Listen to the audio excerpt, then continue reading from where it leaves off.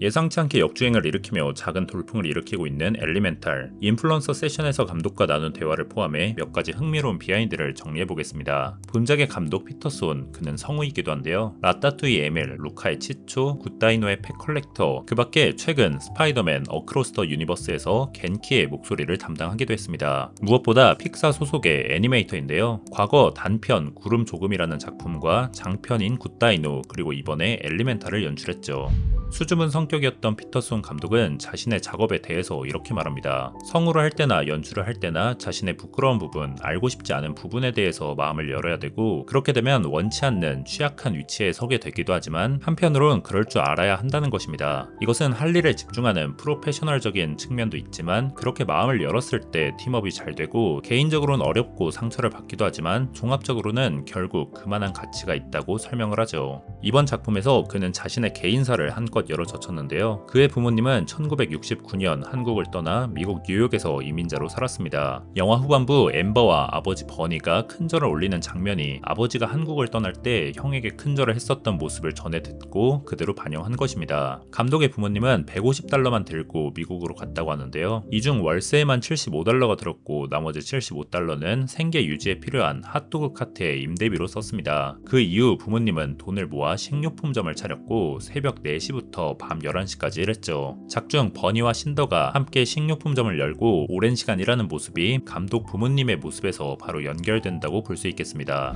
1977년에 태어난 감독은 크면서 여러 문화 충돌을 겪었는데요. 외부에서뿐만 아니라 내부에서도 말이죠. 가벼운 얘기지만 예컨대 할머니도 그래도 결혼은 한국인하고 해야지 라고 말씀을 하셨다고 합니다. 한편 서로 다른 문화이지만 포용력 있는 사람들을 마주하기도 했고요. 그런 요소들이 이 영화에 들어가 있는데요. 감독은 타인을 사랑하는 것은 그 사람의 본질과 근원을 이해하는 것과 같다는 점을 깨닫게 됩니다. 이렇듯 한국계 이민자라는 개인적 경험에서 보편적 주제로 확장하고자 한 감독의 의도가 엿보이죠.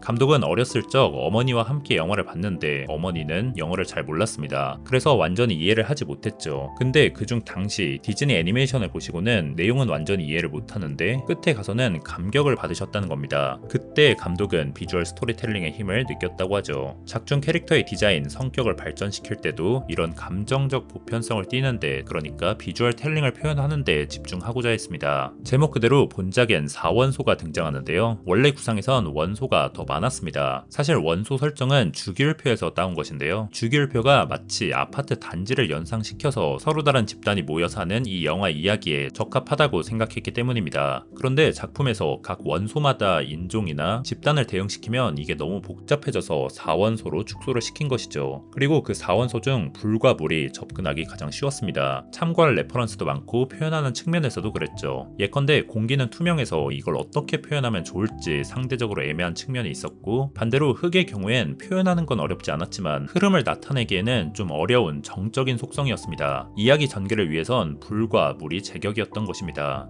제작 단계에선 이 엠버를 만드는 게 첫 숙제였는데요. 주인공이기도 하고 이 캐릭터를 완벽하게 잡으면 이걸 기반으로 다른 원소들도 비슷하게 디자인을 적용하고 통일성을 가지고 세계관을 만들 수 있을 거라 봤기 때문입니다. 그런 중요성 때문인지 처음 시작할 땐 여러 어려움을 겪었죠. 특히 밸런스 문제가 있었습니다. 엠버를 얼마나 애니처럼 보이게 혹은 얼마나 사실적으로 보이게 할까라는 측면이었죠. 불에 관한 과학적인 사실을 반영하는 것도 중요했지만 너무 사실적으로 하니까 귀신처럼 보이기도 하고, 그래서 여러 시행착오를 거치다 지금의 모습이 된 것입니다. 특히 불은 광원이기 때문에 그림자가 드리울 수 없다는 점에서 특별한 노력이 있었습니다. 여기에 불의 속성으로 성격을 입히기도 했는데요. 화를 잘 내고 열정적이고 낭만적이고 창의적인 그런 것들 말이죠. 그리고 이민자, 가난 설정을 더해 입체성을 완성시켰습니다.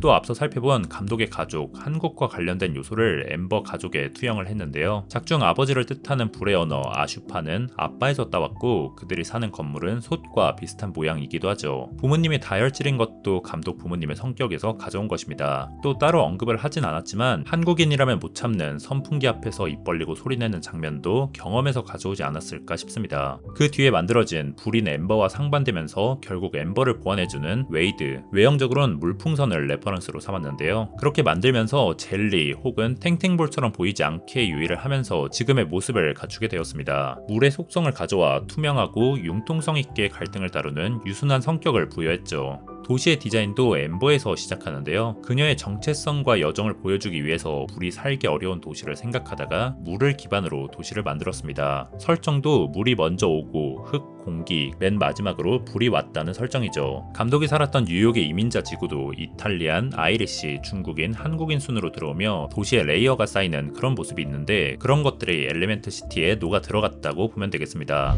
고가 수로를 비롯해 군데군데 들어간 물의 요소는 베니스와 암스테르담 같은 도시에서 영감을 받기도 했죠. 코로나 때문에 현지 방문이 어려웠기 때문에 주로 유튜브에 올라온 POV 시티 투어 같은 영상을 참고했습니다. 사실 이 도시 비주얼을 만드는 것이 엄청난 도전이었다고 하는데요. 주인공인 엠버부터 만들기가 어려웠습니다. 기본적으로 불 애니메이션이 어렵고 당시 기술팀이 말하기로는 클로즈업은 5번만 가능할 정도로 예산에 한계가 있었다고 하죠. 캐릭터를 힘들게 만들고 나서 도시를 만들 땐 스위스 추리 디즈니 리서치 허브에 있는 시뮬레이션 솔루션 툴을 통해 하나둘 도시를 구현할 수 있었다고 합니다. 이 연구소가 구체적으로 어떤 작업을 하는지는 알 수 없지만 공식 홈페이지와 유튜브 채널을 찾아보니 AI를 기반으로 한 툴을 운용하는 것 같습니다. 엠버와 웨이드의 첫 데이트에서 흘러나오는 라우브의 곡 스틸 더 쇼. 제작 초기의 감독은 이 장면에서 라우브의 곡을 임시로 배치했는데 그가 진짜로 섭외된 것입니다. 무엇보다 서로의 가치를 알아보고 함께하고 싶으니 진심을 말해달라는 가사가 라우브의 보컬과 잘 어울리며 감정선을 배가하는 측면이 있습니다.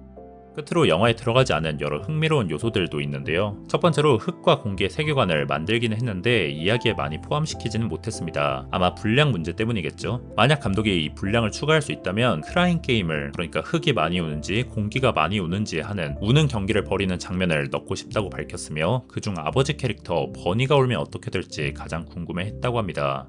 원소들의 죽음에 대한 이야기도 있었는데요. 흙은 진흙이 되고 공기는 방귀가 되어 사라진다, 뭐 그런 귀여운 아이디어였습니다. 영화 결말에 엠버와 웨이드 사이에 낳은 아기를 넣자는 제안이 있기도 했는데요. 그 아기의 모습은 수증기였죠. 그러나 결국 영화엔 들어가지 않았습니다. 두 주인공의 결말을 탄탄하게 하고 관객들에게 기대감을 갖게 하기 위해서였습니다.